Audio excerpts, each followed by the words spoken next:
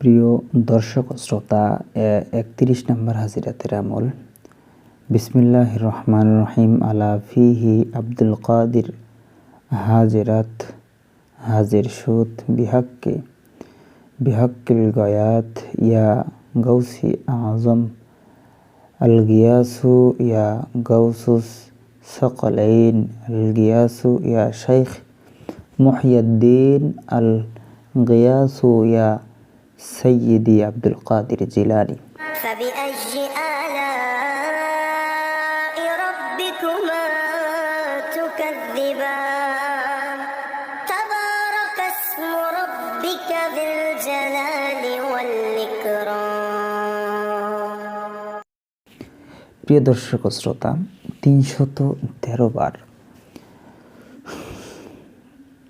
শুরুতে এবং শেষে দুরুদে ইব্রাহিম 11 বার করে পড়তে হবে। যখন আমল করবেন হেসার টানতে হবে, চতুর্দিকে দাগ টানতে হবে।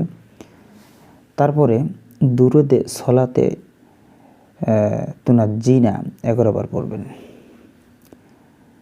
আল্লাহুম্মা সাল্লি আলা সাইয়্যিদিনা মাওলানা মুহাম্মদ সালাতান তুনাজ্জিনা বিহা মিন জামিল আহওয়ালি ওয়াল আফাত।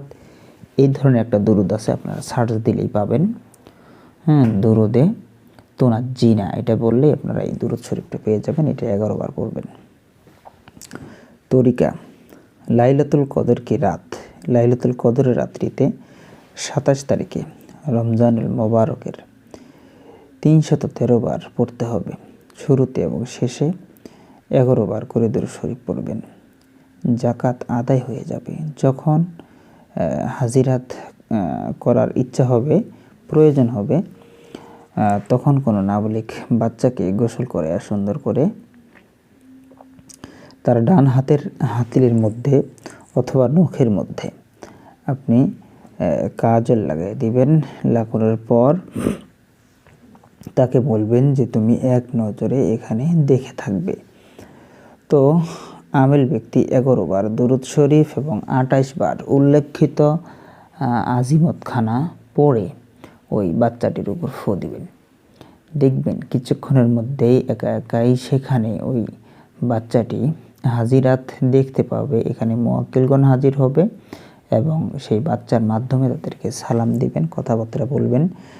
কি জানতে চান না চান সমস্ত বিষয় বাচ্চার মাধ্যমে তাদের সাথে প্রত্যেকটা কথা আপনারা জানতে পারবেন, বলতে পারবেন।